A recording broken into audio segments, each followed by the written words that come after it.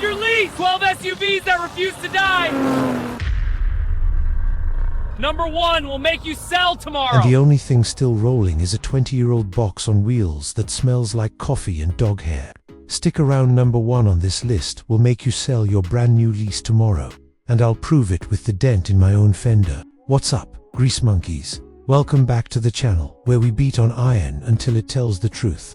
Grab a cold one, roll the windows down, because tonight we're tearing up the blacktop with 12 SUVs that laugh at planned obsolescence.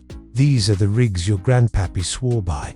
The ones that still fire up when the grid goes dark, and the Tesla S doing the sad brick dance. No screen time stats, no fluff, just stories from the ditch, the dyno, and the deer that totaled my buddy's quarter panel. Let's start with the king that still wears the crown. The 2004 Lexus GX 470. I call mine the mule.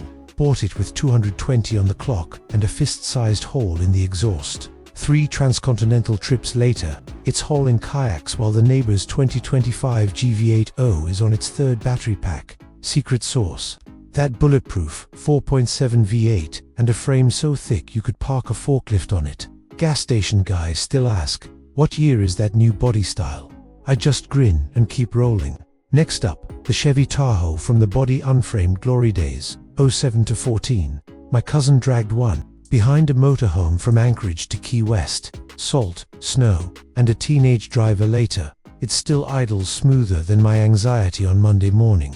Pro tip, swap the AFM lifters for the old school ones and you'll outlive your mortgage. Now, picture this Yellowstone, 3 a.m., grizzly sniffing your bumper. You want the 3rd gen 4Runner with the 4.01 GR. Thing's got more trail scars than my knuckles and still averages 19 mpg if you keep your foot out of the sectionaries. I once limped 47 miles home on a shredded belt because the fan's electric. Try that in your Turbo 3 crossover, pal.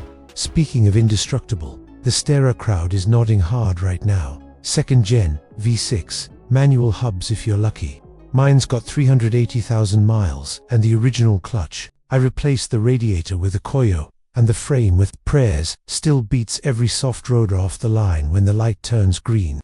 Flip the page to Deutschland. The W163 ML320. Yeah, the one everyone clowned on for rust. Find a southern example. Delete the biodegradable wiring, and you've got a Benz that'll outtow half the new trucks while sipping premium like it's a martini.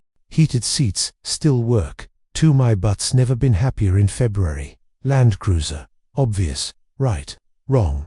Hunt the 80 series with the inline 6 lockers, front and rear, and a 3rd row that actually fits humans. I watched one pull a stuck excavator out of a creek while the owner grilled brats on a camp stove. That's not an SUV. That's a lifestyle. Quick detour to the minivan mafiab, because real gearheads know the Odyssey with a 3.5 VTEC is an SUV in disguise. Slide those doors, drop the seats flat, sleep inside during a blizzard. I did. Woke up to a cop tapping the glass, asking if I needed a jump. Started first, crank.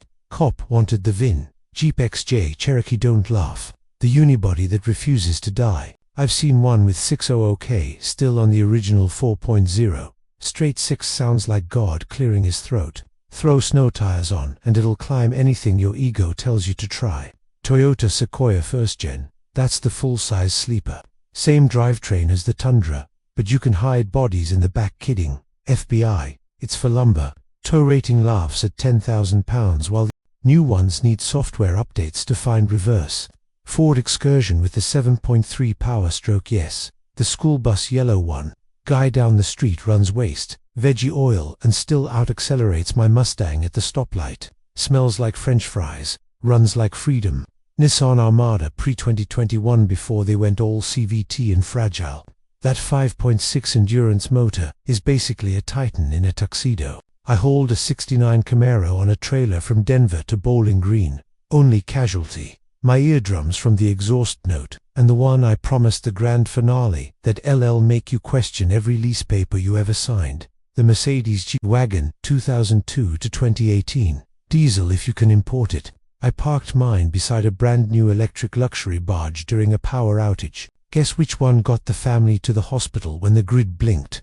3 locking diffs, portal axles, and a ladder frame hand-welded by robots that actually cared. starts at -40 idles, like a sewing machine, and the doors still close with that bank vault thunk. Yours for the price of a loaded 2025 grocery getter if you can find one that hasn't been Instagrammed to death.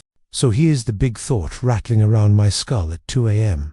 While I talk head bolts by flashlight, we're building rockets to Mars, but we can't make a family truck that survives a teenager and a deer strike. These 12 rigs did it with carburetors and cassette decks. Makes you wonder, what are we actually progressing toward? Drop your war stories below. Tell me the beta that refused to die, the one that carried your kid home from the hospital or your dog to his last ride. Smash that like if you've ever fixed a car with duct tape and hope. Subscribe if you believe steel still beats silicon. And ring the bell because next week we're restrapping a winch to something you'd never guess. Now go check your oil, kiss your rig goodnight, and I'll see you in the breakdown lane where the real stories live. Keep the shiny side up, folks.